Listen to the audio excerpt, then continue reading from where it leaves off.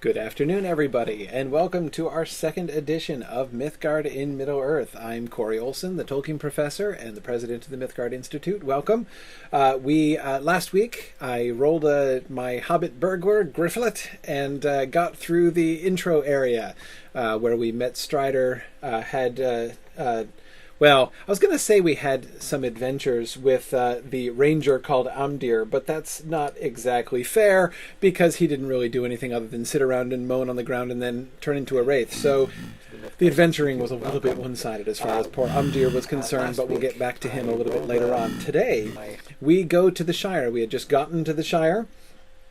In the last at the end of last time, and today we're going to go through Mickle Delving. We're going to go up to Hobbiton and the hill, and we should make it as far as Tuckborough and maybe a few points east as well, if I make it that far.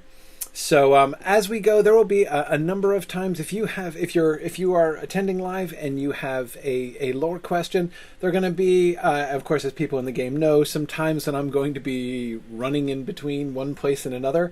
And as much as sometimes I'm going to want to talk about the lovely scenery of the Shire, it's also a great opportunity to answer some of your questions that you might have, whether it be about some of the things I'm going to be talking about as we go through these quests, or whether it be totally unrelated lore questions. I'm happy to try to address those.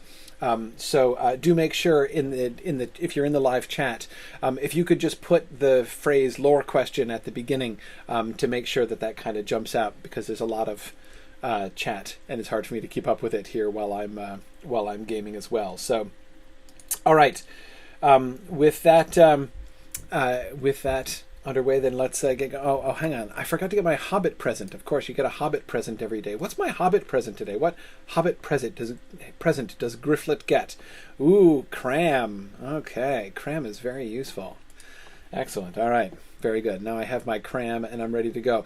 By the way, before I start, I want to give a shout out to one of Mythgard's in-game world friends, Terry Adwin, who yesterday led me through. She performed this wonderful cosmetic makeover on my characters. The Lord of the Rings Online has this very intricate cosmetic system where you can change the appearance of your character, and I know almost nothing about it and am pretty incompetent when it comes to that anyway. So I got some serious help yesterday. So I just wanted to show you. Terry Adwin gave me this is what my actual gear is, which looks really bad. So I have three outfits. The outfit that I am currently wearing now. This is my incognito Hobbit, I'm just a poor farm boy outfit that I will wear when just walking around the Shire. I have my adventuring outfit. I called it yesterday in my makeover session my battle outfit, but I was told that burglars do not enter battle, they adventure. So my adventure outfit. Look how awesome that is, right? So if you like, check this out in game. Look at this. I am like this stealth Hobbit ninja. It's pretty awesome. So when I'm getting sneaky, I have my getting sneaky outfit, and then of course for special fancy dress occasions, I have my excellent cake topper hat. This is my party outfit. So I think that this is really pretty. Well, it's kind of ineffable, really. But here's my excellent party outfit. So it's pretty awesome, right? Anyway, so I'm going to go back to my I'm just casually strolling about this Shire outfit here to start the day. So again, thanks to Terry Adwin for her wonderful assistance in tricking Gryfflet out yesterday. Okay, so we're going to start with Mundo Sackville-Baggins. We remember in the epic quest last time that Mundo Sackville-Baggins got nabbed by the brigands, who were just basically putting out a dragnet for anything vaguely named Baggins, which again, as I mentioned last time, strikes me as an extremely plausible way of acting for brigands. And it almost sort of surprises me that nothing of the sort happened in the books. It's funny, sorry. I see that Lillicate Buggins in the chat is asking me how I can live with only 3 cosmetic slots open. You know, the shameful thing that I have to confess, Lillicate, I had to open one yesterday. I had to purchase one yesterday to open the third. I only had 2. But again, see, that's just, you know, like poor, but like, here was me, like poor, benighted, like rubbing 2 sticks together, and Terry Odman brought me into the modern world of cosmetics. So there we go. Anyway, so we're going to talk to poor Mundo, whom we helped Strider rescue from prison. Well, helped in the sense of we stood around and watched while Strider rescued him from prison, and see what Mundo Sackville-Baggins has to say. By the way, I should have my audio working, so you should be able to hear game sounds today, which is cool because now I can respond to voiceovers and things. Okay, all right. The gall of some folk. I agree. He's offended. I would be too if I got hailed in by brigands. You'll never see me outside the bounds of the Shire again. That's an interesting resolution. In fact, the question really is, why was he outside the bounds of the Shire in the first place? But again, his determination to stay at home afterwards makes a lot of sense. Interesting to think I had to rely on big folk to pull me from the grips of others. Notice his sort of not only lack of appreciation for the Rangers, but lack even of recognition, right? You know, that he even now doesn't seem to acknowledge any real distinction between one kind of big big people and another. That, you remember, is something which is kind of echoed in a much, you know, Frodo, of course, is more sensible than our friend Mundo Sackville-Baggins here appears to be. But you remember that conversation that Frodo has with Gandalf when he's recuperating in the first chapter of Book 2, when he's in Rivendell, and he's talking about Strider and how much, of course, he appreciates what Strider did, and he says, I thought that all of the big folk were just sort of big and kind of stupid, right? Either kind and stupid like Butterbur, or stupid and wicked like Bill Ferny. He's sort of marveling at Strider in that context. And remember, Gandalf says, and then Frodo adds, but we don't really know much about the big folk in the Shire, unless it be perhaps the men of Bree. And Gandalf responds in his sort of caustic Gandalf fashion by saying, you don't even know much about them if you think old Barlaman is stupid, right? And again, the point there is that we can see one of the things about hobbits tend to be stay-at-home creatures. They don't know much about the world outside the Shire or the people in it. And so we can see this inclination within the stories for the hobbits to sort of make assumptions, to kind of, whitewash big people and kind of lump them into the same category. And it's interesting to see the way that they've picked up on that in Lotro, and sort of putting that particular phrase into Mundo's mouth here, I think, is pretty interesting, and really sort of reflects that not only Hobbit-centric, but really sort of sheltered and parochial point of view of sort of the typical Shire Hobbit. And then of course Mundo starts in on me, right? You didn't help much with the way you marched us back to the Shire either, Gryfflet. Really? Come on, I helped you a lot, you ungrateful jerk. So let's finish that now. Okay, what do we do next here, Mundo? He is still outraged, and he's not going to be satisfied until he receives compensation for his treatment at the hands of the Black Wolves. So he thinks that somebody should pay. Somebody should compensate him. He needs restitution for the pain and suffering that he has endured at the hands of the Black Wolves. He's been very ill-used, and it's more than any hobbit would stand. A Sackville-Baggins should be able to travel throughout the Shire and even into Breeland if he wishes it, without danger of being abducted. So here we have him not only sort of standing on his dignity, but trying to pull rank as a Sackville-Baggins, feeling that he is above this sort of the cut of hobbits. Oh, by the way, I'm being invited. Glordriel, the leader of the Mythgard kinship, is inviting me into the Mythgard kinship. I am happy to join the Mythgard kinship.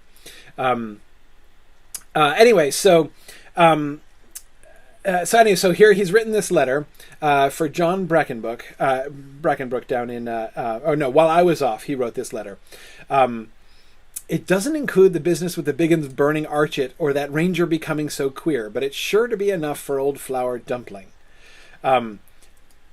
notice the fact that the town of Archet was burned almost to the ground doesn't register for Mundo, right? That's not his business. He doesn't care. It's how like his own dignity was assailed. That's what matters to him.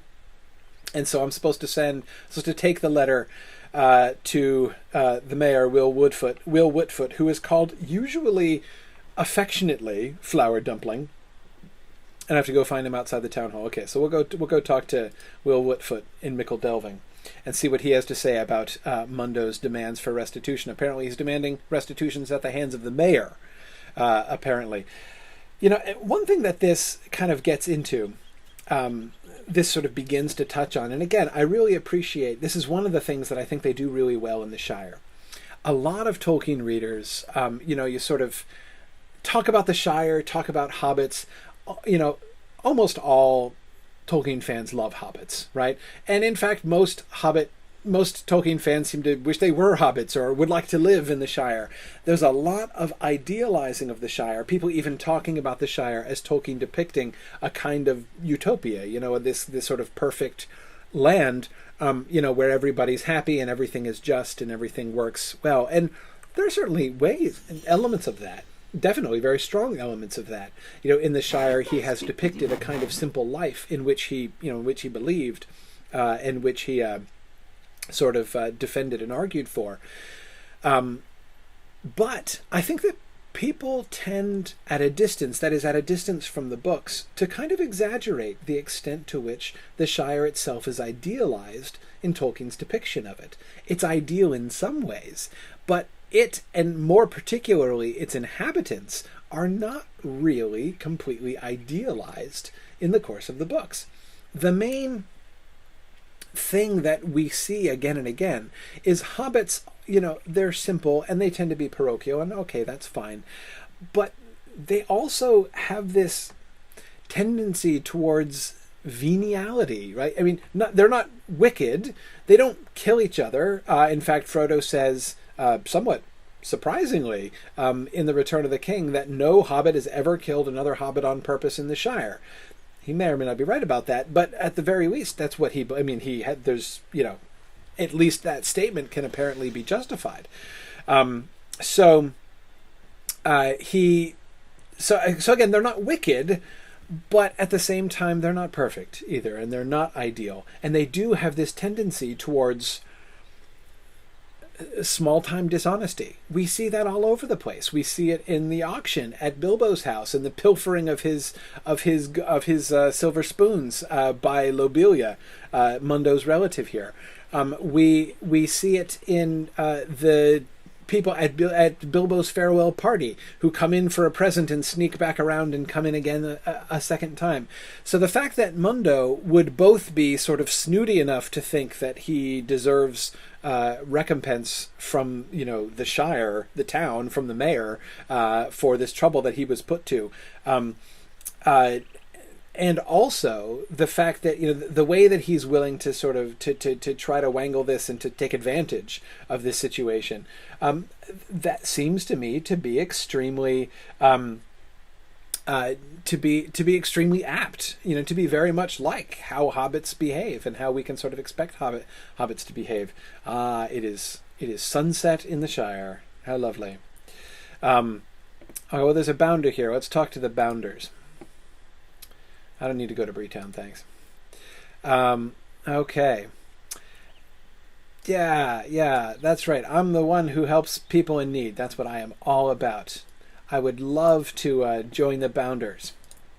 Yeah, the bounders are really interesting, and I think we talked about the bounders a little bit before when we were interacting with the cowardly bounder Boffin in the intro sequence. How the bounders are not really designed to be police, but we do see them all over the place, basically in order to help people out, which normally is in pretty small ways and generally not very epic. But anyway, yeah, by all means, we should join the bounders. Okay, so here we are. This is Little Delving. It's a small little hamlet. I love the way they have done hobbit houses. You'll see both hobbit holes and hobbit houses. Again, this is another sort of rash assumption that people tend to make who are familiar with the books, that all hobbits live in hobbit holes. in the prologue of the Fellowship of the Ring, in the long concerning hobbits section, he explains that actually most hobbits don't live in holes anymore. The narrator tells us it's only the very rich and the very poor, as a rule, who live in holes anymore.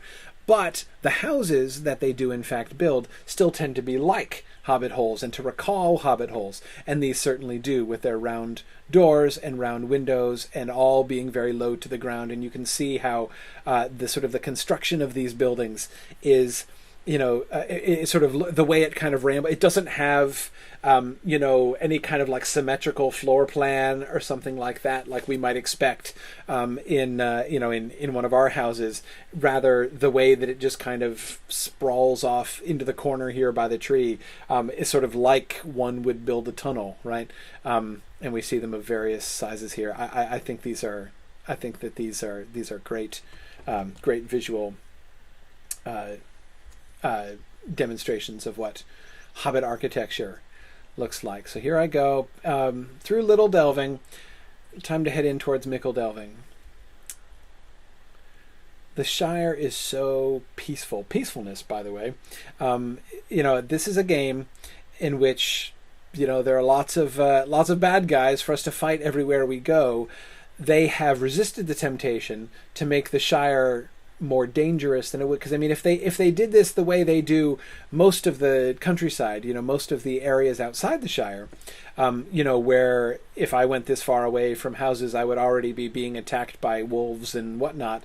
They don't do. There are places in the Shire you can go where there are wolves and bears and dangerous things that you can fight. Hey, it's another bounder. What's up, man? I'm coming to join. You're gonna be really happy.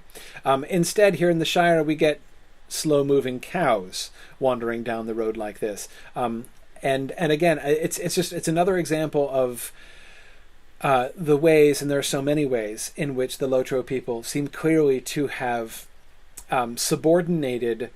In many places, not everywhere, but in many places, excitement of gameplay subordinated that to being really true to the spirit of the world in the book, and I really respect that. Okay, so here we are coming into downtown Mickle Delving.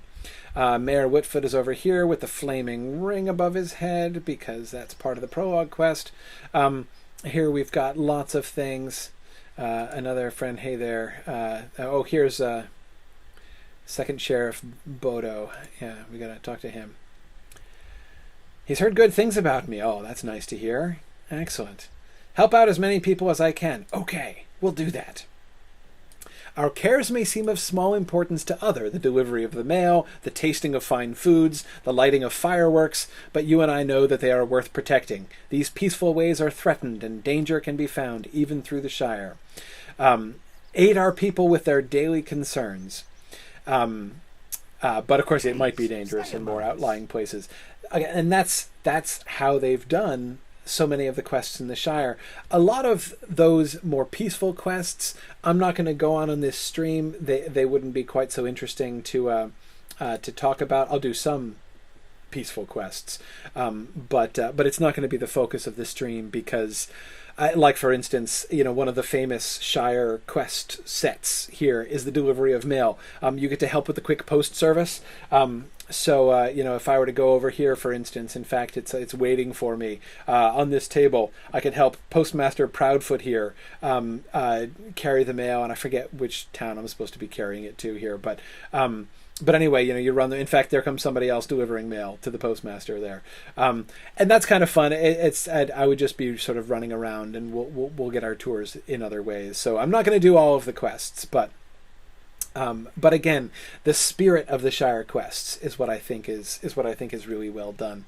Hey there, Will Whitfoot, famous mayor of the Shire. A letter from a Sackville-Baggins is not something you want to see. I'm with you, Will Whitfoot. I feel you there. He's holding me personally accountable for his troubles in Breeland.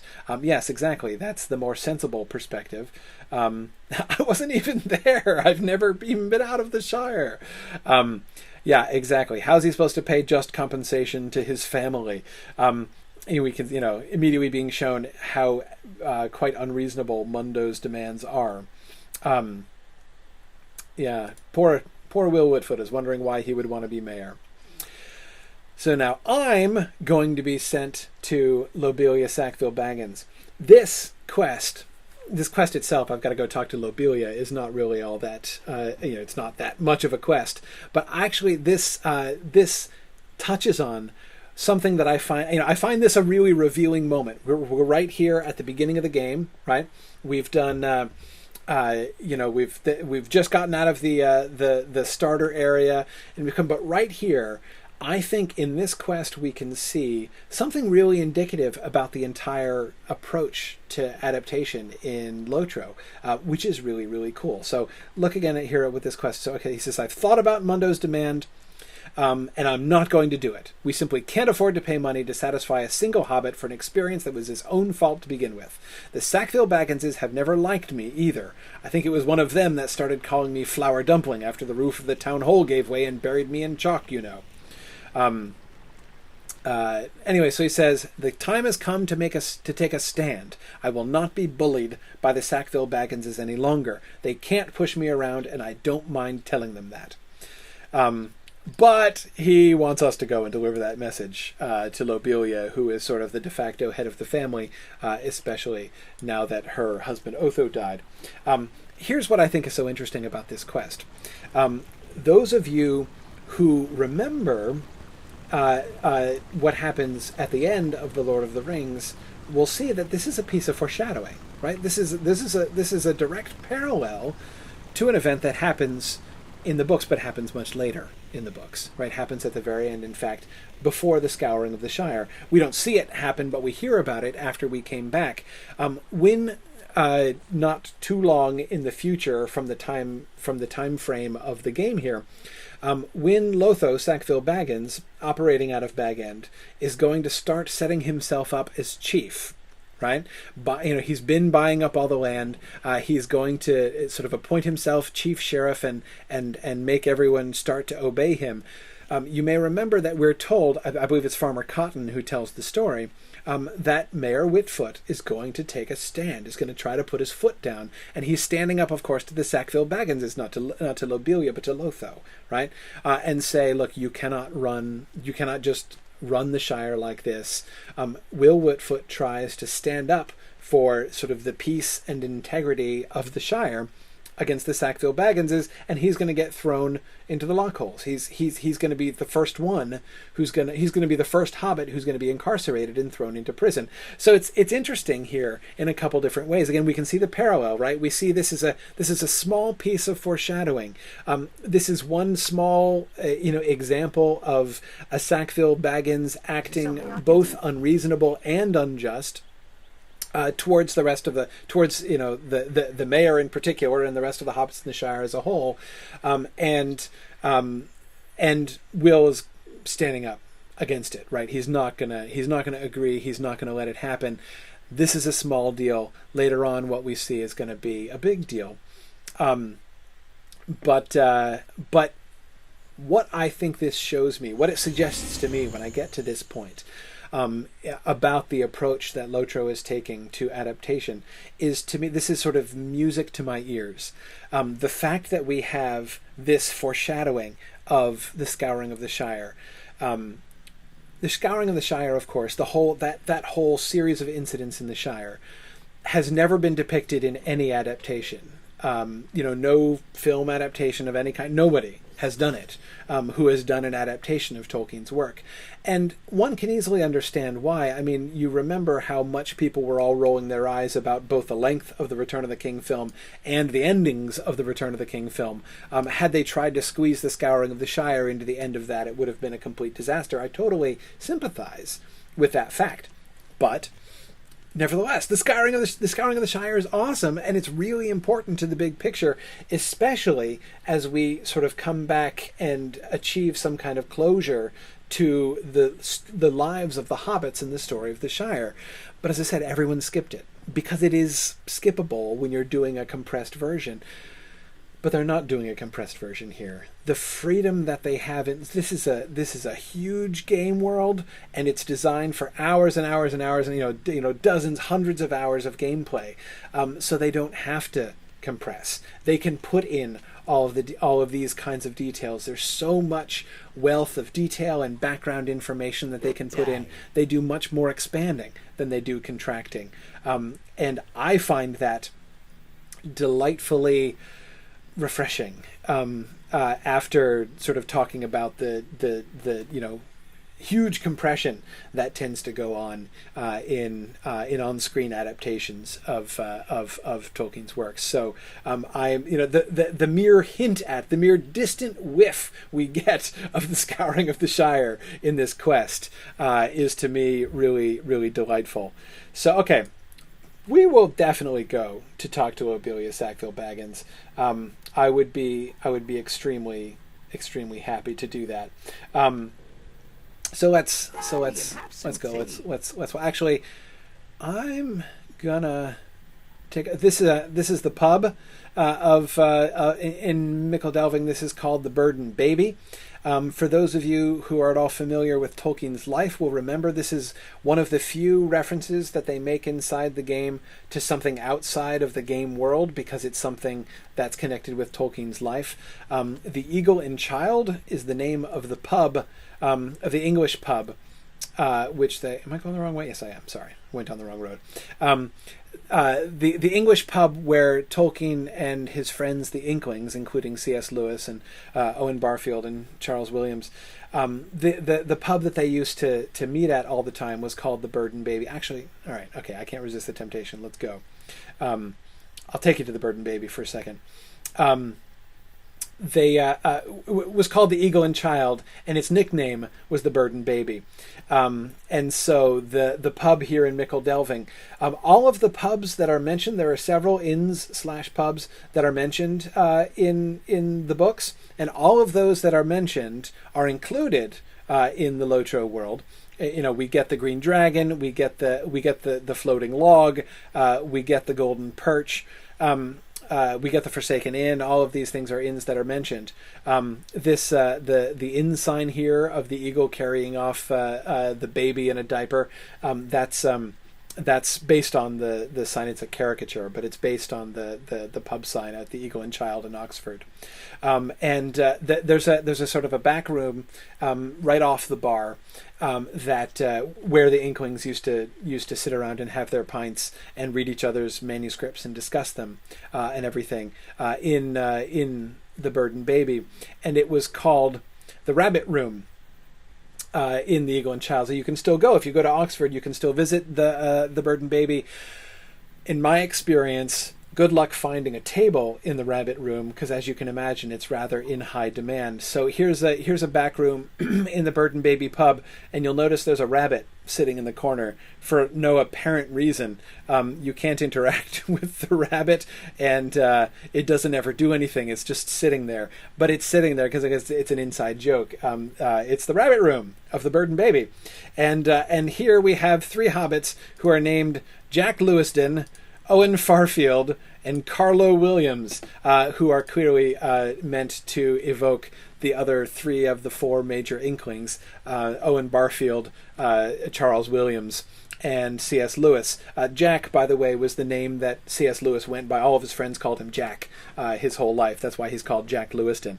I would probably go by Jack, too, if my first name were Clive, which is what Clive Staples was what C.S. Lewis's first two names actually were. So you can see why he published as C.S. Lewis and his friends called him Jack.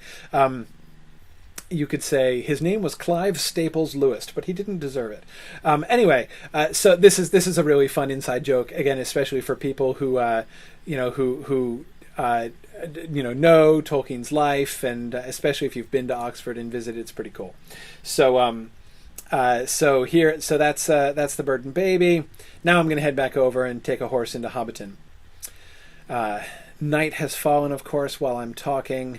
Maybe if I talk long enough, the sun will come up before I suspect it will come up before the end of our session here today. But I'm going to head up to the stable master and take a horse over to Hobbiton.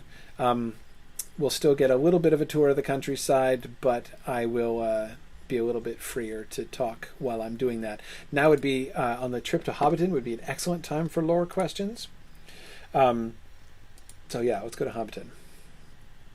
All right, so I'm getting a horse and off we go. Now, if you look at the map is really impressive. Get your copy of the Fellowship of the Ring and look at the detail map of the Shire that you get. If you hold up your detail map of the Shire and you put it next to the Lotro map of the Shire here, you can see how closely they have stuck.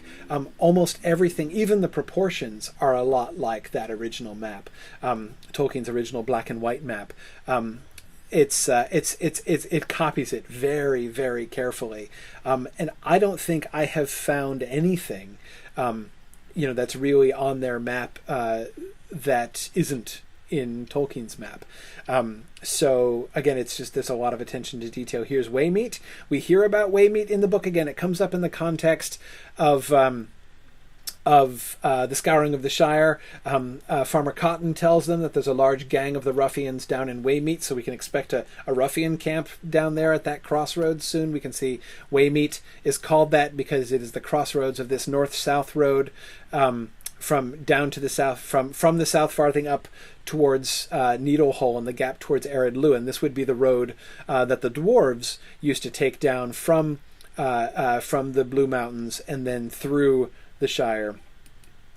Actually, no, I want to stop here because we're coming down into Hobbiton here. We've reached the second crossroads, which is the crossroad of the east-west road through the heart of the Shire, and then the one that cuts north and south through up to Hobbiton and then up towards Overhill and down into Tuckborough.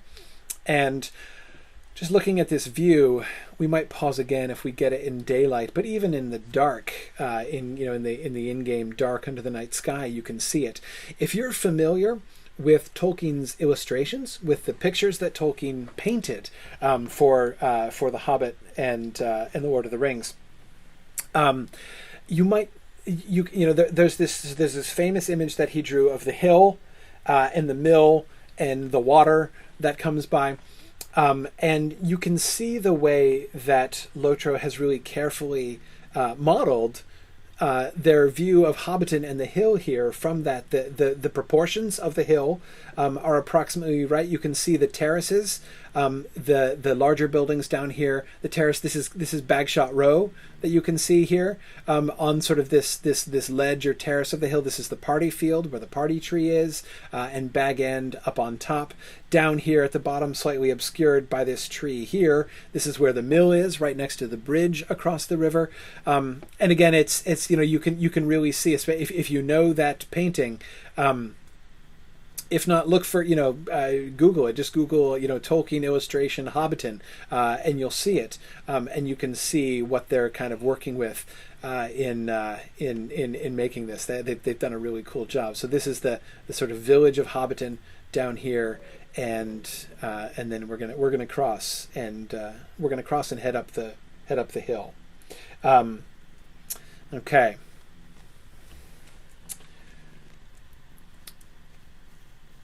So here we're approaching. This is the Green Dragon here that we're passing.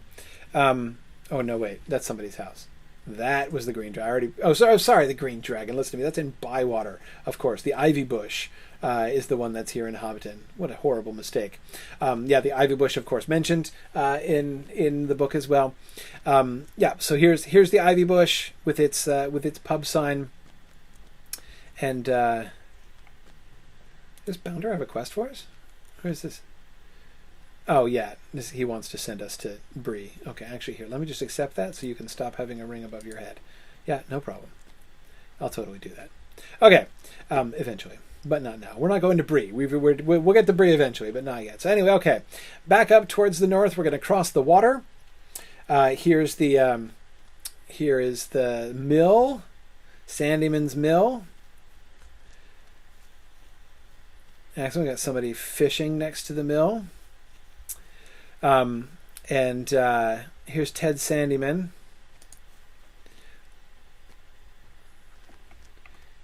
Not looking very sinister right now. But then again, Ted Sandyman never was really sinister. He was just a sort of a mean-spirited doofus, really, who doesn't even understand what's good for him. But anyway, okay, off we go up the hill. Let's take a stop for a minute by Bagshot Row. Does everybody remember what Sam Gamgee's street address was? Where does the Gaffer live? Anybody? Anybody remember?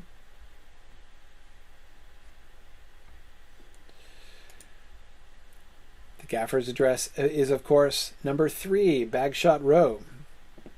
So here we are, 1, 2, and number 3, Bagshot Row. Now notice, Bagshot Row, they're quite poor hobbits who live on Bagshot Row, and you'll notice these are holes, right? So they are fittingly, they are appropriately holes, not houses, but they're very small. Notice there's only these 2 windows, right? So this is clearly just I don't know exactly how far back it goes, but it doesn't seem to go very far back. These are the smile equivalent of cottages. And here's the Gaffer. I love the Gaffer has a title, Respected Gardener. Yes, respected except for by the Sackville-Bagginses. He complains that the Sackville-Bagginses have given him the sack already, and he is no longer working in the Bag-End garden. So here is Sam's house. I love the fact that we do get Gaffer Gamgee gardening, and he looks like we got some cabbages going on here. It's probably getting to his taters, I assume. Good. Oh, Lillicate is pointing out that we get Daddy Two-Foot down by the ivy bush. Yes. It's almost all of the characters that are mentioned by name in the books. You actually see in the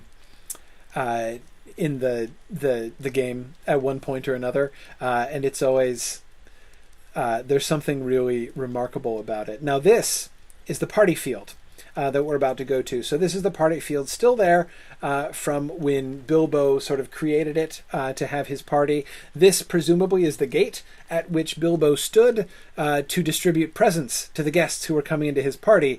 So you can see how easy it would have been to sneak around and come back in to get a second present on your way to Bilbo's party. So here's the party field where we have tents and pavilions, and there's the party tree. In the middle of the in the middle of the grove here. Okay, I've seen one of the sights of the Shire, the party tree here. This, of course, is the place not to spoiler alert the party tree, which is going to be cut down by the brigands, and this is where Sam is going to plant the Malorn tree. You may remember the reference to the quote huge open air kitchens that Bilbo had constructed at the party field in order to accommodate the massive demand for party food by his guests. And so here we can see the kitchen. If you have you can do crafting skills in Lotro. If you have the cooking skill, you can actually cook something here at the party field. You can see that active preparations for a party are in fact underway, involving a dude's dancing on the table, apparently, because that's how you get ready for a party, apparently. So, okay, so I guess that's what you do. So my dance is pretty lame. I'm just kind of bobbing my head and clapping. But anyhow, so we in the party field, we'll discover here in a minute what exactly it is that we're preparing for. What is going on here at the party field? We're beginning right as you'll recall how we're given that sort of chronological marker at the beginning of the game, right? When we open the game, when we first create the character and come in, the first thing we meet is Frodo and Sam and Pippin walking down the road and hiding, ditching in the woods to hide from Black Riders. So we know we're right around chapter 3. Frodo is still like traveling across the Shire, or leaving the Shire and going into the Old Forest. So Lobelia, this of course is the very much more impressive gate to Bag-End itself. Bag-End is quite a large place. It's a very commodious. It's really a Hobbit mansion. It's called luxurious in several places. So we can expect something rather grand, and indeed we get something rather grand. Here is Bag End. Now you'll remember the descriptions of Bag End. There is one liberty that they have taken with Bag End. When Bag End is described in The Hobbit, it says that it proceeds fairly but not quite straight into the hill, and it has windows on one side. Right there, there's the one hallway, and there are rooms off either side of the hallway. There's windows on the one side and not on the other. The description in The Hobbit makes it sound like Bag End just goes straight back from the door, from the front door. And as you can see here, you've got the front door, which is appropriately round and painted green, with a yellow knocker in the middle. So that's a yellow doorknob, I should say, in the middle. So that's all as described. But you'll see it certainly doesn't go straight back. What it does is it goes off to the left, instead of going straight back. The defense, though, is that this actually looks more like what Tolkien visually depicted when Tolkien painted that image that I described of Hobbiton. You can see where Bag End is, and it does look more like this than it looks. It's not just like a door and then, the rest of it is invisible except for little windows sticking out the side. He seems to have changed his concept of it between when he wrote that description in The Hobbit and later on when he was doing the illustration. That's why I wanted to show sort of the big wide-angle view from the top of that opposite hill, because again, I think they've done a really careful job there. So it still does seem have windows only on the one side. That there are rooms, presumably. We can't go in to Bag End. Wait, yes I can. Can I? No, I can. Yes, I can. Okay, let's go into Bag End. All right. So here we are in Bag End. We've got this is is that Bilbo's map? He's got pegs for hats and cloaks, right? Because he's fond of visitors. So, and we knew he had a Frodo would have taken it, but he had a map of his favorite walks.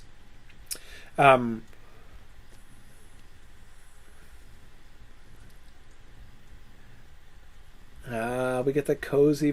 Is this the room in which, is that the very fireplace into which Gandalf threw the ring to try to see the fire letters? This seems likely. If so, that would make these the windows that Sam Gamgee was caught through. I'm really glad that Lobelia doesn't mind our going around her house, as she now owns it. There's a map. He likes maps. There's a picture of a dragon, which you wouldn't normally see in a Hobbit house, but you would see in Bag End. Here's the dining room, which would have really been chock full of dwarves. Absolutely chock full. It also, maybe it's a coincidence. Doesn't it look a lot like the set in the Hobbit movie? I think it does. Kitchen, right? Yeah, we've got the kitchen. Lots of cook space here. But it can't be the only pantry. Oh, and now this is as far as I can go. There's much more here. But see, we've got the rather than allowing us to explore through the rest of it, we get a taste of it. But they have a bunch of jumbled furniture here because the Sackville-Baggins they're still moving in.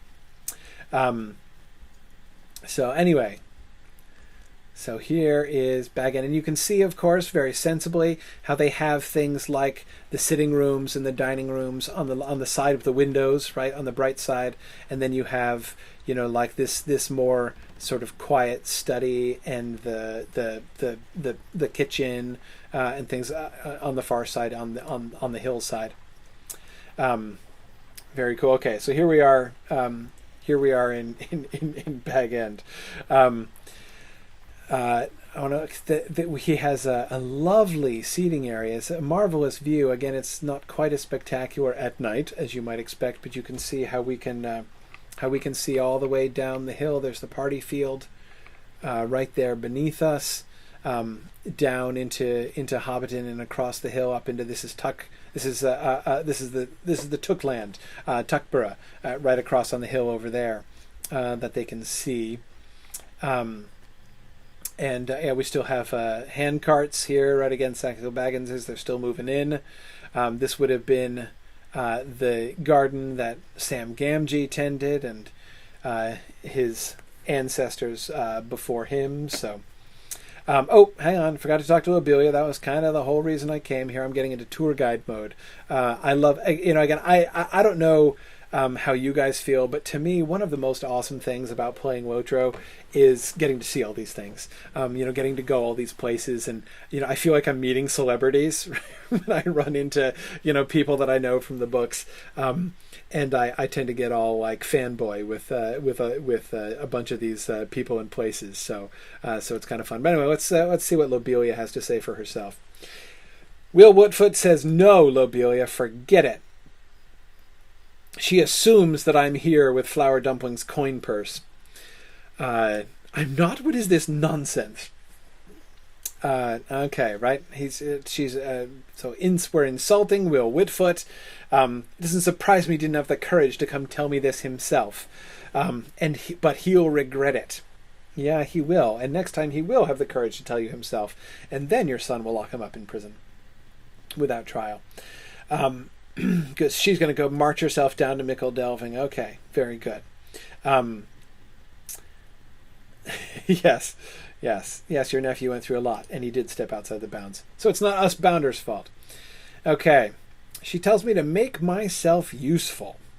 All right, so she's heard rumors that there are goblins at the edges of the Shire, and she's heard that Wilcom Tunnelly, the quarry supervisor in Scary, has seen goblins on the green fields up in the North Farthing, and I'm supposed to go get to the bottom of that. Okay, I can do that. I'll come back and talk about that in a minute. She has another quest for me too, though. Fireworks. Okay, you there. Yes, I mean you. Yes. So everyone else is helping me out, right? We are Bounders. We should be helpful to our neighbors. And here's Loilia ordering me around like I'm the help. I simply must have fireworks for my birthday party, more and brighter than that mad Bilbo ever had. Bilbo had fireworks, of course, the famous fireworks at his farewell party, and the old Took before him, of course, was famous for his fireworks, and naturally the two things that they both had in common was that they were friends with Gandalf. So we see her wanting to compete with them here and be more and brighter fireworks than Bilbo. I hear that Hiasin Took over in Tuckborough has learned to make them, no doubt from that queer Gandalf fellow. So I'm supposed to go over and tell her that she wants a dozen crates of her best fireworks. Okay, so we'll go and talk to Hiasin Took in Tuckborough. And notice she wasn't even going to pay us. She was just gonna insist that we do it because she's a Sackville-Baggins and we should obey, apparently. Okay, fine, Loilia. We will run your errands. One thing that we can see here, and I'm going to be running off towards Tuckborough as we talk here. Again, excellent opportunity if you have lore questions. Then this is a great. I should probably not run into light posts. Help! I'm trapped behind it. Okay, there we go. This is a great opportunity. I'm going to be running back and forth between Tuckborough and Baggin a couple times here, actually. So while Gryfflet gets a workout, he's doing his aerobic work for the day here, in doing the 5K shuttle to and from between Baggin and Tuckborough. I will have the chance to talk because I can probably talk at the same time as I run, though I'll probably run into more than one light post. Anyway, it's interesting to me the way that they've characterized that competition that Loilia seems to feel, the pressure that she seems to feel, not only to sort of live up to Bilbo, but to outclass him, right? Bilbo is family of hers, but he's been richer than her, and she has coveted Bag End for 60 years. She's been, 60 years is how long it's been. Well, no, it's been 77 years now since she first thought she was going to get Bag End in the auction at the end of The Hobbit. And now for the last 77 years, she's been waiting around for her opportunity. And again, we can see that the Sackville-Bagginses think a lot of themselves. And again, this kind of class, well, I was about to say class struggle, but that's not quite fair. This kind of pompousness on the part of the Sackville-Bagginses, and the looking down on the lower classes, is something that we see the Sackville-Bagginses guilty of in the book. So again, that seems to me a fairly apt depiction. The other thing that I wanted to say, though actually I'm almost to Tuckborough now. Gryfflet's making good time. He's excellent here. Let's go talk to Hiasin Took. So here we are crossing the bridge into Tuckborough. The Great Smiles are right up ahead, but we're not going to the Great Smiles just yet. We'll get there. Hyacinth, I think, if I'm remembering correctly, she lives down here. So we're in Tookland. This is where Pippin's from. Yeah, there she is. Hey, Hyacinth Took. I'm almost happy to be able to tell you that I'm out of both fireworks and the ingredients to make them. Uh-oh, she had a whole batch of fireworks stolen. Oh, dear.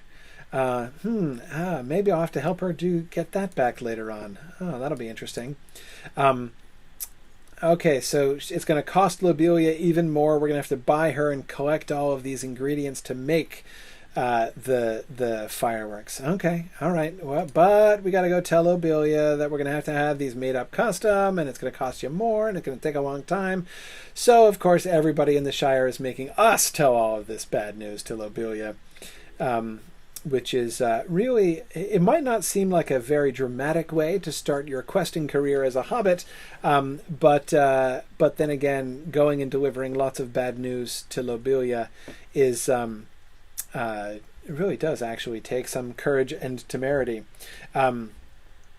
to discuss. So, okay, the other thing I wanted to mention while I'm running here is thinking about Loilia Sackville-Baggins's other quest, the business about goblins in the North, the rumors of goblins in the North Farthing, and her having heard that William Tunnelly in Skerry has done this. This is obviously, this is a vector quest, right? It's trying to get me to go over there. It's sort of pushing me to go up towards Skerry. And that was the epic quest line. We have here departed from the epic quest line. The epic quest line is the one that has taken me past Loilia Sackville-Baggins, and then will take me up to the North Farthing to this goblin business. But we're gonna leave that for a little while and do some of the local quests around here so that we can see a little bit more of the Shire countryside. Now, Lillicate had a question about the mills. Now I'll get back to what I wanted to say about the North Farthing and Lobilia's quest here in a minute.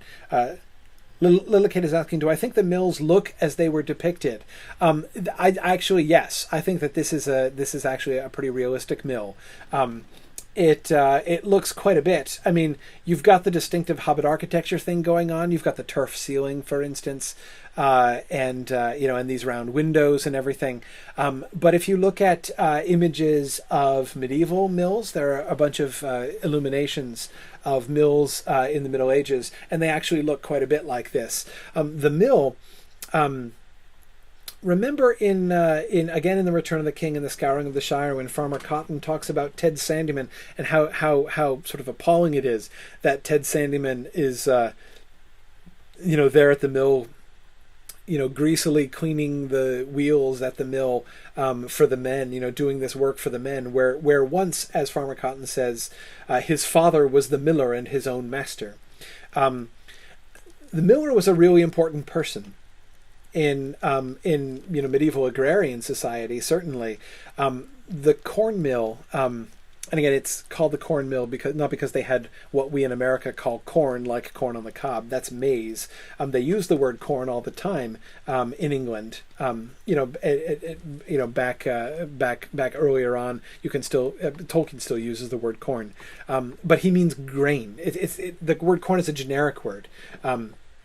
Which means grain. It can refer to wheat. It can refer to oats. It can refer to any number of grains. Normally wheat, but because they didn't have corn, they didn't have maize in England at that time. It's an American thing, but anyway. So the grain mill was really the center. I mean, there's only one mill. It's not like there's a lot. He had a monopoly, right? The entire town has to take its grain that it harvests from its fields to the miller in order to get flour made for them to make their stuff. This is why there are two things which tend to be stereotypically true of millers in the Middle Ages, well, in medieval tradition and in medieval literature, certainly.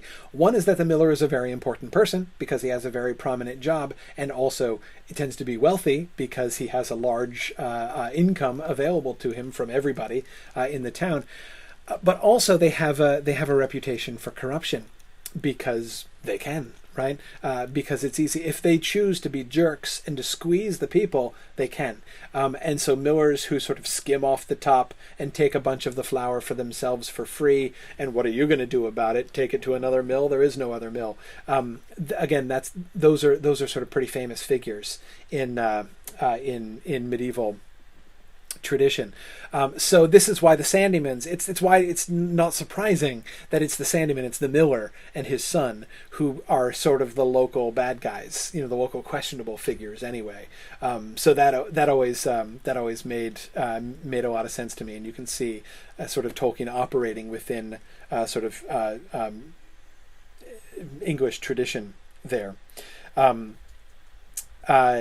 I see. Smoking Ranger is asking about pronunciation. A pronunciation question. I do believe it to be Smiles, possibly Smeals, but Smiles, because it's not the IA is not a diphthong. That is, those don't combine to form one vowel sound. AI does. Right, AI forms the I sound, but unless there's other reasons to think otherwise. But IA does not. So SMIALS is going to be a two-syllable word. Okay, here we are back up at Bag End, and we're going to Loilia. Okay. Just got a question from Kay Kyle, which I'll take as soon as we gotta deliver the bad news to Loilia here first. Hey, Loilia, you gotta pony up, Loilia. Pay for the ingredients? She's appalled that she has to pay for ingredients. Okay, again, see the entitlement of the Sackville-Bagginses, and there's nobody more entitled than new money, right? The way that Loilia has is from an old family and yet has always been kind of on the outskirts of that family. Bilbo has been the Baggins of the Shire for some time, and now she has taken over Bilbo's house, and but there's definitely this air of her being both cantankerous, but also being a little bit jumped up as well. So she's very much kind of on her dignity and expecting everybody to sort of fawn all over her. Okay, so Kay Kyle's question, as I run all the way back to Tuckborough now. The Scouring of the Shire, when in a chronological standpoint does it take place? Well, the Scouring itself is going to take place a year from now. Since Frodo and Sam and Pippin have just left, we know it's like September right now. September of Shire reckoning 1418, right? Am I slipping a cog? It's not 19, right? Because it's going to be the next fall when they return, and that's 1419, and then the 1420 is the year of plenty that follows. So 1418, Okay, so it's late September 1418 is the time at which the game begins. Now we will see time pass as we go through the epic quest line. The epic quest line is the one that really marks the time, because it's on the epic quest line primarily that you come into contact with the events of the book. So so we will see time progressing there. So the scouring itself, when the travelers, the 4 travelers return and raise the Shire to overthrow them, that's going to happen in November of 1419. So that's a little more than a year away. But we're told, in the accounts that we get there, that the travelers are getting when they return, we hear that trouble started happening pretty quickly after Frodo left. Lotho doesn't just start going bad at this point. He's been buying up property up in the down in the South Farthing and up in the North Farthing. He's been buying up a lot of property already. So he's already laying his plans and doing his stuff. So we'll first start seeing. We would expect to see him start to be called chief, and his brigands coming in, his big men enforcing his will on the rest of the hobbits. That will start happening over the course of this next year. We won't see the change happen in the game, I don't think. At least I haven't seen it yet. But chronologically, that's what we could expect. Okay, Hyacinth.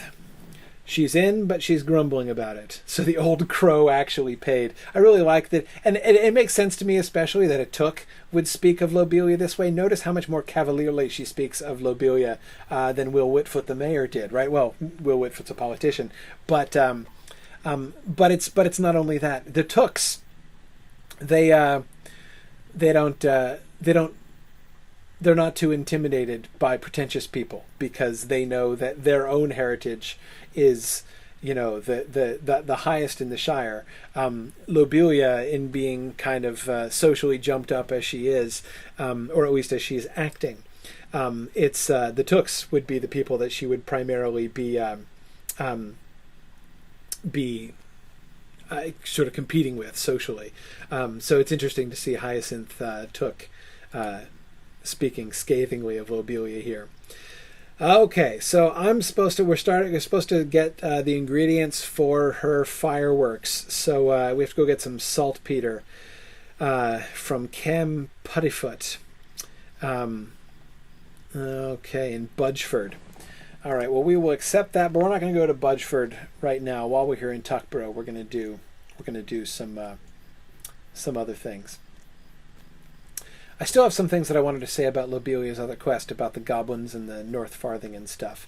But my next quest is right around the corner here in Tuckborough. So let me save that here. Okay. Hey, Loilia Took. Gerabert misses a meal. Oh dear. She's concerned about her cousin Gerabert. What is so concerning about his behavior? A while ago, I wrote in my calendar that Gerabert and I were supposed to share supper. See, she has an appointment calendar just like Bilbo in The Hobbit, right? He has to write it on his engagement tablet. That Gandalf, tea, Wednesday, right? So she apparently has a very similar tablet and was supposed to have supper with her cousin, but he didn't show. He missed a meal. So she's more than okay. Gerabert Took. Missed a meal. Some disaster must have occurred, right? There had to have been some kind of miniature Hobbit apocalypse for Gerabert Took to miss a meal, a free meal he was being offered by his cousin. That's just crazy. And again, I love the sort of values that are kind of betrayed by that. By that quest, the whole sort of emphasis of that quest, the indication of sort of Shire culture that we see in the whole frame of that. I think that's really funny. So we're supposed to go to Gerabert's house. Let's see, where is Gerabert's house? We have this helpful. Okay, right, he's down the road over here. We got this little ring here showing us, correlating with this color here, tell us where in Tuckborough he is. So we've got to go, I think, down over. Here I am going in the complete opposite direction, very cleverly. I think we got to cross the bridge back again. He's down past Hiasin. Okay, got my bearings now again. Turned around there for a second. Okay, so let's go find Gerabert's house and see why on earth he would possibly miss a meal. But, see, the thing that I would say about this, though, again, this is another thing that I think can easily become exaggerated and can get, well, not just parodied, but misunderstood. Of course, everybody likes to joke about hobbits and their 6 meals a day, but I think that one misunderstands hobbits if one sees hobbits as merely gluttonous, right? If you treat hobbits or act as if hobbits are just like, they're obsessed with food, they're like all about food, they just have like, it's like this sort of nationwide, kind of eating disorder.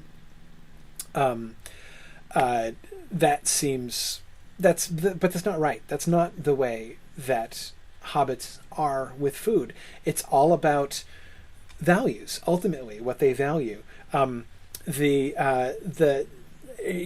I think the sort of the surest guide to this is Thorin's deathbed speech in The Hobbit, right? If more of us valued food and drink above hoarded gold, the world would be a merrier place, right? And song. I forgot song. Can't forget song. That's it, right? To them, food and good cheer and hanging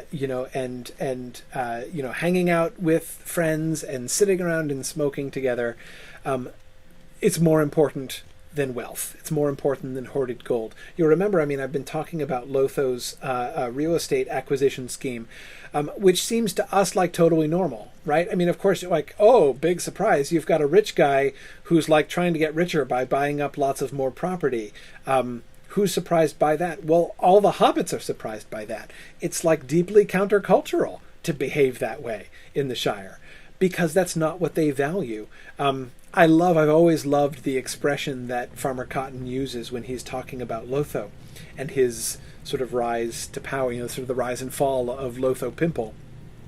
And, he says, when Lotho gets to Bag End, he says, it turns out he already did own a sight more than was good for him, right? There's this idea of a certain level of wealth is good. It's okay. But if you exceed that level of wealth, it's not better. It's worse, right? It's more than is good for you. And that's the value of the Shire. And that's where the food stuff comes in. It's not just that they're gluttonous and obsessive, but it's just where their values lie, on simple pleasures and simple things. So we're going into Gerabert Took's home. Now, my mini-map over here says that I've got snarling wolves and things around me. And besides, Gerabert didn't turn up for a meal, so something horrible has happened. So I think I should put on my adventuring outfit, because it's time to get sneaky in Gerabert's house. I think I got so sneaky I jumped into the bushes, actually, in my enthusiasm to sneak. Okay, Gerabert Took. Uh-oh. Sneak. Oh, I can't. Too late to sneak. I'm being attacked by rats.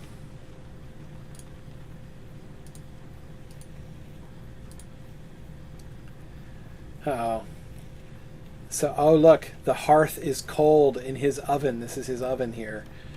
Not good. Not good. What happened to poor Gerabert? Oh no, cobwebs here. More rats. Alright, now I can sneak. Oh, saw me. Okay, so I'm still not the greatest sneaker in the world. I'm working on it though. Get off me. Alright. More rats. Let's sneak. Shh. Okay.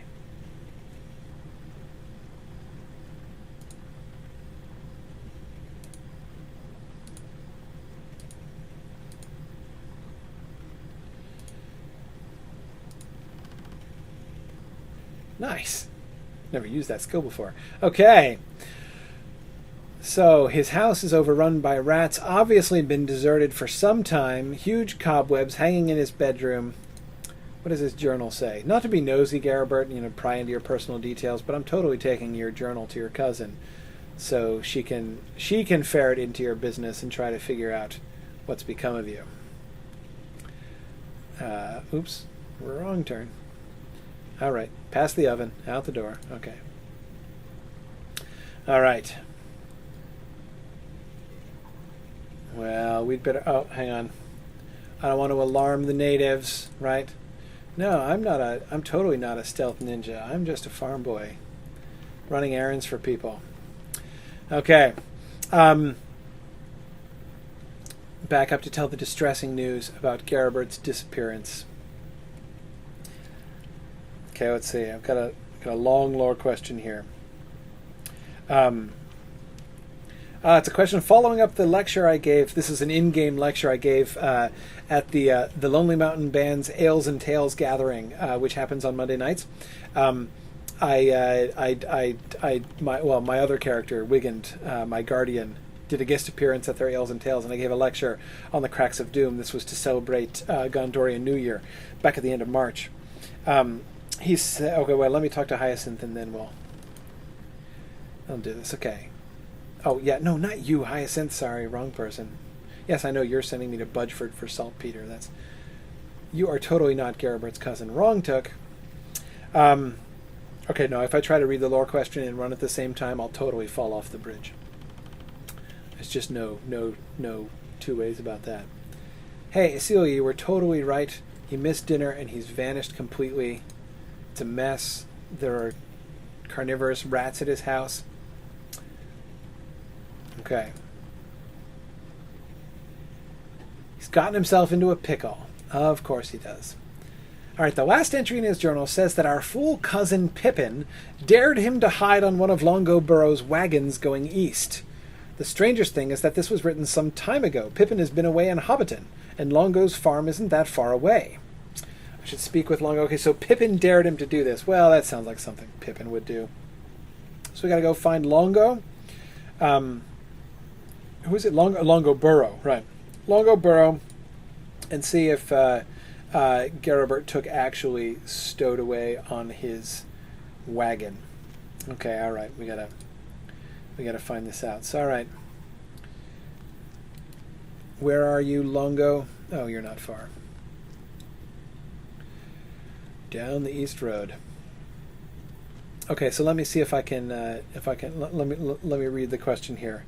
Follow up to my Cracks of Doom lecture. Okay, Zorback1 says, I've listened to your previous podcast about what Frodo and Sauron were thinking at the Cracks of Doom. You said that the One Ring was just a tool and it cannot act on its own. How then could it slip from Isildur's finger, get lost from Gollum, or been found by Daigle just in the right strategic moments? Sauron couldn't control it, so how did it happen? Good. Yeah, those are really you've picked on the very interesting moments. Gandalf speaks as if the ring has will, right? Like the ring wants to leave Gollum. It wants, it wants to be found. It does seem to have a very limited agency. The main point I was making about the ring is not that it doesn't have inclinations. It doesn't try to do things. It can't. I don't think it can affect. Okay, I was about to say the wrong thing. It can affect people's minds. It can influence people to act in particular ways. I don't think it can make things happen, really, around it. What kind of agency, what kind of physical agency it has. How did it get itself to... with Deagle, I think the implication with Deagle there is that it drew Deagle to it. We know that it can call to people. It can influence people's minds. So I think it saw this diving hobbit, deep underwater, and called to it. Come and pick me up. Come and find me. Just as I think that's what was happening with Bilbo in the dark. Though, of course, there is more than one power at work when that happens. And it abandons Gollum, right? Bilbo warns Frodo that the ring can suddenly be loose on a finger where it was tight.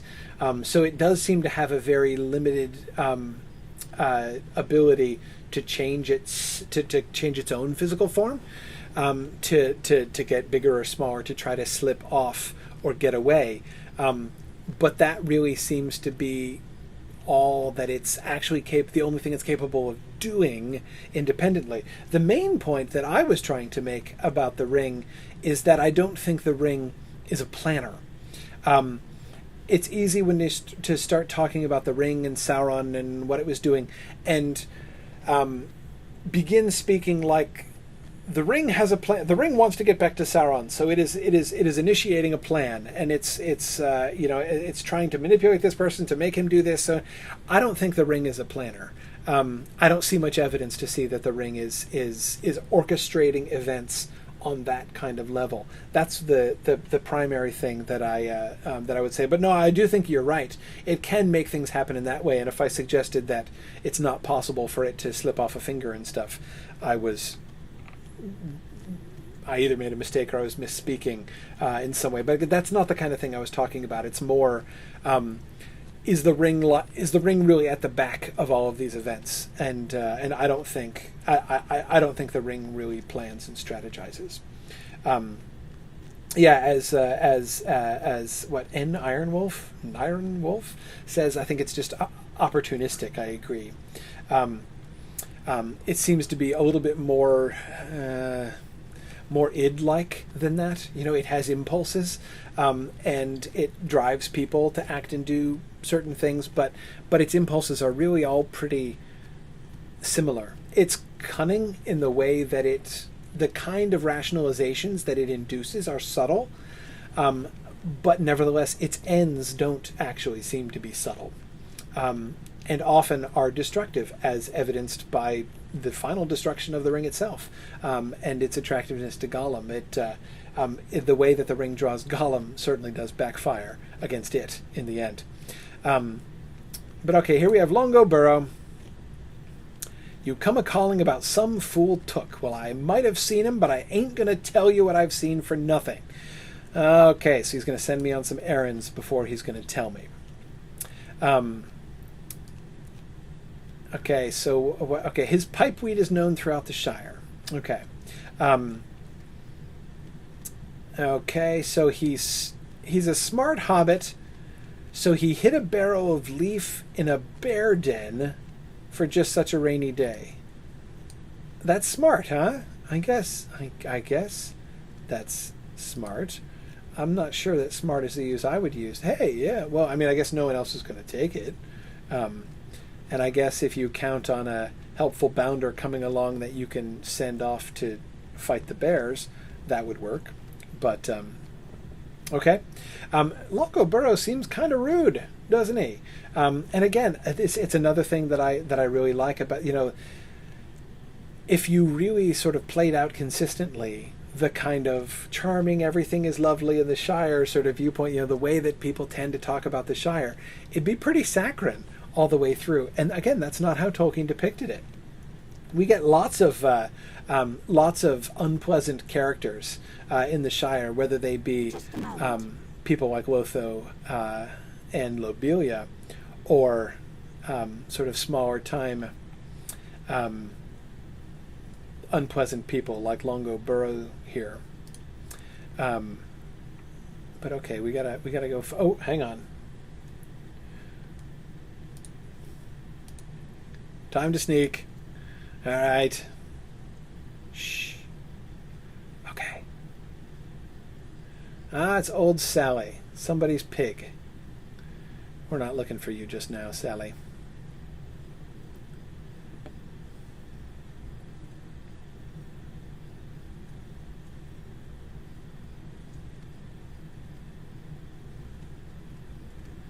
Okay. Where is I'm going to have to go down in the valley here.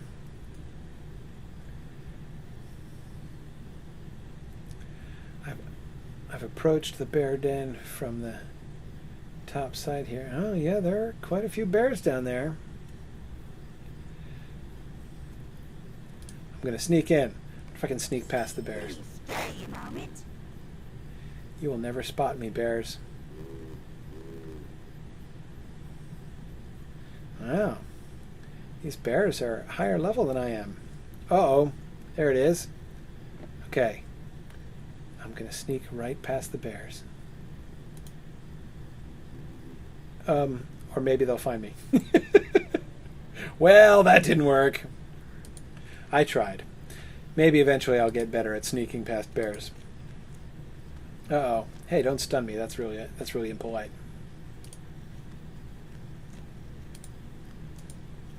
Yikes! I'm getting mauled by bears!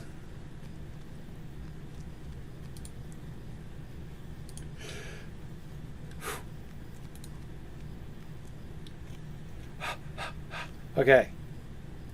Got the barrel of pipeweed. Now I'm gonna wait here for a second until my health restores. Okay. Okay. Oh, I always become visible when using stuff? Oh, I can't sneak and pick up a barrel of pipeweed? Oh, I see. It was the pipeweed that betrayed me. Oh, well. See, I have so much to learn about being a burglar. Hey, I haven't said the word burglarious even once today. Oops, just did. Okay, all right. All right, close enough.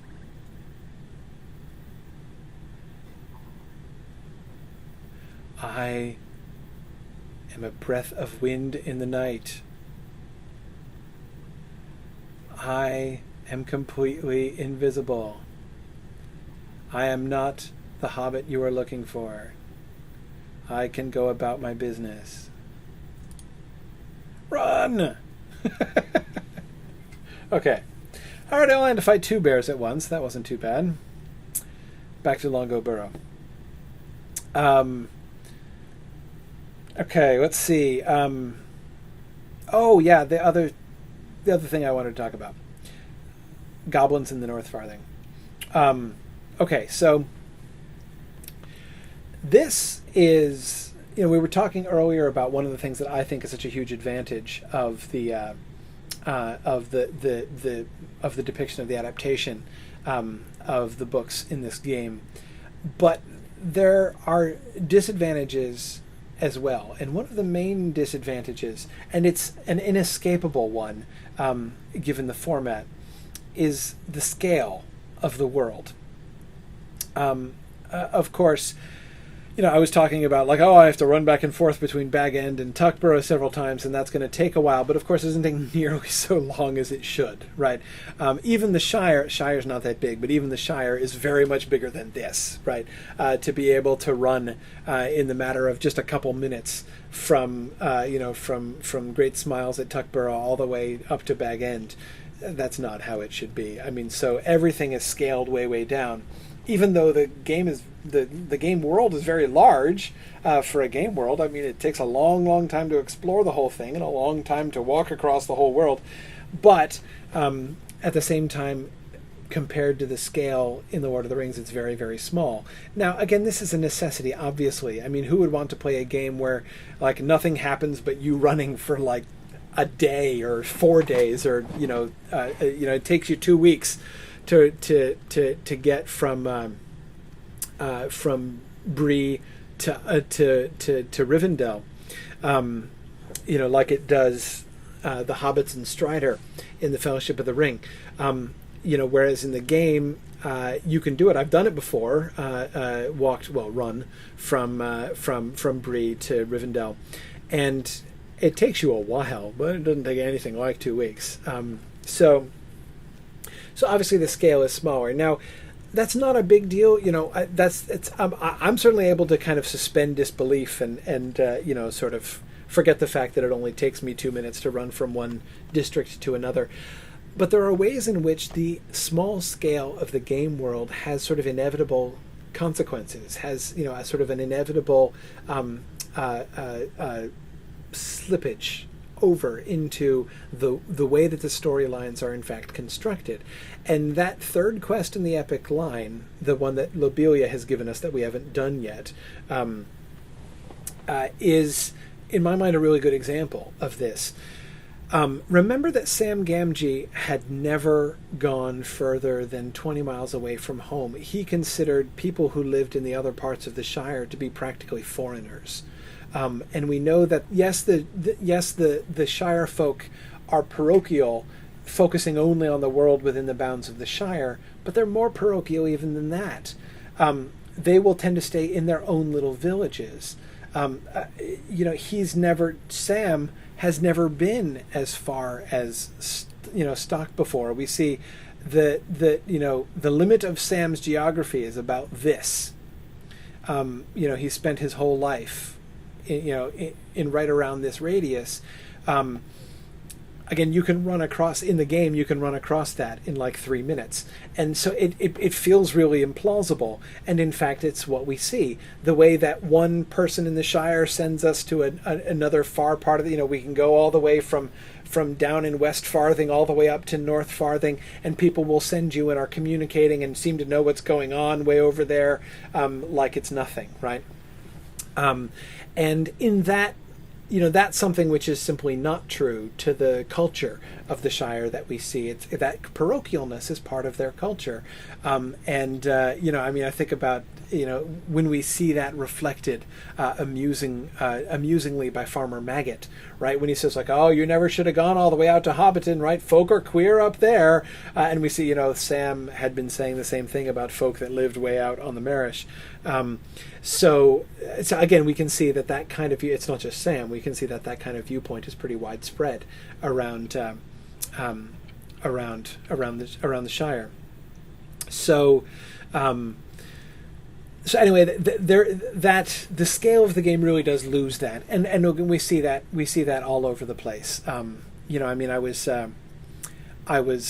I was reminded of this at some points, especially in the latter end of the volume 1 of the Epic Quest line, when you get sent from like one end of the earth to another, like, hey, would you mind going to fetch this in Ered Luin, and then just pop down to Eregion and fetch this, and then if you wouldn't mind, dash up to Angmar to get this other thing. And it's like any one of those journeys would be a journey of months and months to undertake. So that kind of thing it's hard to recreate, that larger world and that older world in which there's no fast transport available. And the game does, understandably, have fast transport mechanisms available, and I, for one, am very glad that they do. But anyway, so... I do think that that's one element of their adaptation, which inevitably, I think, is very different from the book. I'm going to keep my ninja outfit on because I want to intimidate Longo Burrow here. Okay. All right, I found the leaf. Yeah, Okay, you're going to keep your end of the bargain. Gerabert, okay, yeah. He hasn't seen him. Oh, you jerk. I didn't say he'd actually seen this Took. He just said he'd said what he know, and now he's told me. So we see Longo Burrow really is a grade A jerk. They have grade A jerks in the Shire. It's not all that shocking. But, of course, Loilia Took is going to be pretty shocked when the ninja shows up their house. So let's be a little more careful here. Okay, here we go. Back to Farm Boy. Okay. We'll tell Loilia Took. Sorry. And I'm coming to the end of my time here, so I think after we get back to Loilia Took, I'm gonna stop, and we will have some adventures out to the west next time. All right. Yes, he was rude. I'm glad you think he's rude, Loilia, because it speaks well of you. Okay, you thought of who else we could ask. Who else should we ask? I love that you get fried mushrooms. The foods, again, they've done almost every food mentioned. No, not almost. I think every food mentioned at any time, anywhere in the books is incorporated into the game. So the fact that I'm given mushrooms as a reward here early on is oh, sorry. Oh, I want the mushroom. Oh, wait. Do I want the mushrooms? Yes, I want the mushrooms. Okay. Hey, and I leveled up. Oh, I'm level 10. Look at that. Okay. Ooh, I got a new skill. What's my skill? Touch and go. Improve my evasion. 50% evade chance. Nice. And it doesn't break stealth. Handy. Okay. All right. All right. My cousin Alda is married to Rollo Boffin in Woodhall. Some didn't consider it a wise marriage, myself included, but they seem happy enough. Okay, interesting. We'll have to talk about that next time. The importance of Woodhall is that much of the pipeweed... All right, hang on. I'm going to return to this. We will. I will come back and I'll accept this quest next time. We'll start at Loilia Took next week.